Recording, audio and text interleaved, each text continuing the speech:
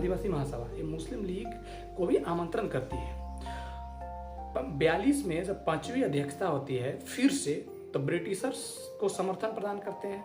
42 में ही भारत छोड़ो आंदोलन की शुरुआत हुई थी। 1943 में जब छठा बैठक होता है तो ब्रिटिशर्स द्वारा आदिवासियों की उपेक्षा की जाए का आरोप लगता है।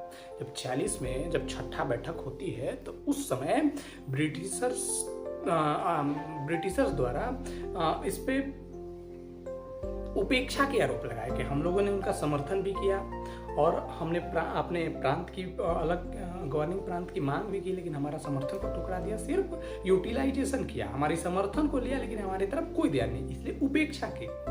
अब मुस्लिम लीग के बारे में भी उन लोगों ने जान लिए थे, क्योंकि जब मुस्लिम लीग के बारे में जब आप जानिएगा कि आगे आते समय पाकिस्तान पृथक पाकिस्तान की मांग जब होने लगी तो उन्होंने 16 अगस्त को प्रत्यक्ष कार्रवाई दिवस के रूप में घोषित किए, जो इतनी दंगा बेवस्थ तरीके से और कहा जाए तो नरसंहार किया। और उसके बाद ये सब तमाम चीज़ों देखने के बाद आदिवासी महासभा ने भी ये समझ लिया कि हम जिनके साथ जा रहे हैं, जो हमारे समर्थन कर रहे हैं मुस्लिम लीग, वो हमारे हितैषी कभी नहीं हो सकते हैं। इसीलिए उनका भी साथ छोड़ दिया इन्होंने। उनका साथ छोड़कर कांग्रेस, उस समय के जो कांग्रेस थी, उनका समर्थन देने लगे।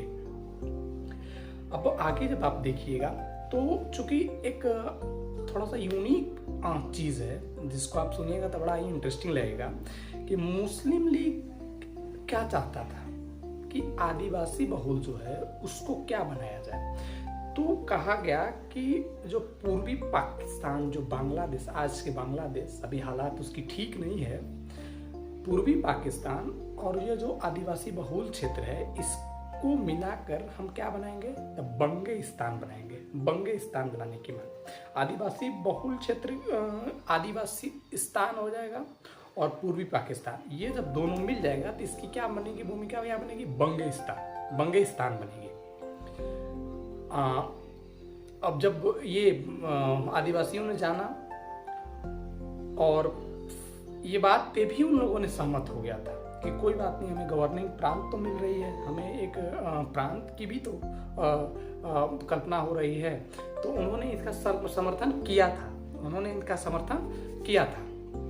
तो 46 में जब जयपाल सिंह मुंडा जो अध्यक्ष थे आदिवासी महासभा के, उन्होंने घोषणा किया कि मुस्लिम लीग हमारी मांग की समर्थन किया है और मैं इनका भी समर्थन करता हूँ। 46 में हुए संसदीय चुनाव में आदिवासी महासभा ने भी अपना उम्मीदवार को उतारा और जो 46 में कौन से चुनाव, जो संविधान सभा में चुनाव हो रहे थे, जो संविधान सभा में जो चूंकि आप देखिएगा तो 1935 शासन अधिनियम के तहत केंद्र में भी द्वैध शासन लागू हो गई थी, तो जिसमें जो अभी लोकसभा है उसमें भी उस समय की जो भी नाम रही होगी, उस समय भी तो चुनाव होते ही थे, उन्हीं के न प्रतिनिधित्व से संविधान सभा में चुने गए थे, अप्रत्यक्ष रूप से चुनाव हुई थी। तो उस समय जो है आदिवासी महासभा अपनी कैंडिडेट को उतारी और उनमें से तीन सीटें प्राप्त हुआ था। लेकिन चूंकि अध्यक्ष थे जयपाल सिंह मुंडा के साथ बड़ा अजीब सी घटना हुई। वो खूंटी से चुनाव लड़े और खूंटी से चुनाव हार गए। अब ये सबसे बड़ा सेटबैक था, क्योंकि जिस पार्टी का अध्यक्ष चुनाव हार गया तो सबसे बड़ा उस चुनाव में सेटबैक लगा इन लोगों को। लेकिन मुस्लिम लीग की तरफ से जयपाल सिंह मुंडा को संविधान सभा में सदस्य के रूप में भेजा गया चुनाव करके, तो एक तो सिंपैथी बढ़ गया फिर से मुस्लिम लीग के तहत, क्योंकि हमने पहले ही बता चुका है कि उनको मुस्लिम लीग से कैसे भंग हुआ मोह, लेकिन अभी तक सिनेरियो समझिए कि सिंपैथी हो रहा था। अब सिंपैथी के रूप में, तो अब यहाँ से देखिएगा कि जब 16 अगस्त 1946 को मुस्लिम लीग प्रत्यक्ष कार्रवाई दिवस के विरोध में आदिवासी महासभा ने मुस्लिम लीग के साथ समर्थन तोड़ दिया। जाहिर सी सवाल है, आपने मैं पहले ही बता चुका। संविधान सभा की समितियों में मूल अधिकार समिति के उप समिति, जनजातीय उप समिति के अध्यक्ष के रूप में जयपाल सिंह मुंडा को बनाया गया।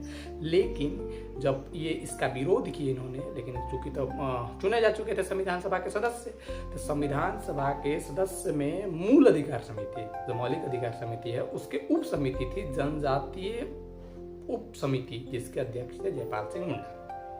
तो ये सम्मान उन्हें मिला, तो उन्हें गरिमा में सम्मान के साथ उन्हें भी लगा कि चलिए संविधान सभा में आदिवासियों के प्रतिनिधित्व करने का हमें मौका मिल रहा है, तो इससे बड़ा और कुछ नहीं है। और उन्होंने मुस्लिम लीग से नाता तोड़ दिया। 15 अगस्त 1947 की हमारी देश को आज़ादी मिली और आज़ादी मिला।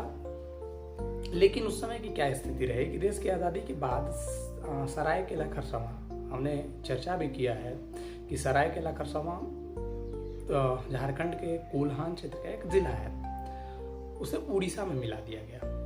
उड़ीसा में मिलाने का प्रस्ताव रखा गया, क्योंकि ये बॉर्डर ही लगता है, लगभग बंगाल और उड़ीसा के बॉर्डर पे लगता है। 1 नवंबर, याद रखिएगा डेट, 1 नवंबर 1948 में एक घटना होती है, जिस घटना बड़ा ही बदलाव ला दिया इस आदिवासी बहुल क्षेत्र में।